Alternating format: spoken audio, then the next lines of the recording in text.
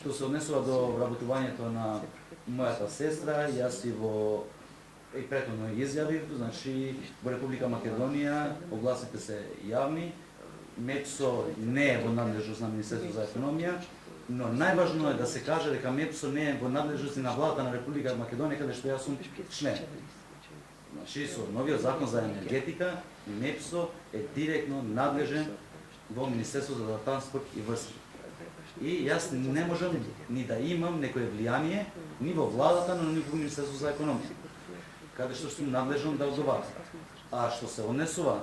до дали ќе давам оставка, јас не верувам дека би требало да се даде оставка, зашто ние отвараме нови работни места, каде што имат право сите да конкурират и да се вработуваат, не само во јавниот сектор, но и во приватниот сектор, а како што знаете вие, вработувањето во Република Македонија континуирано паѓа, а истовремено и платите растат.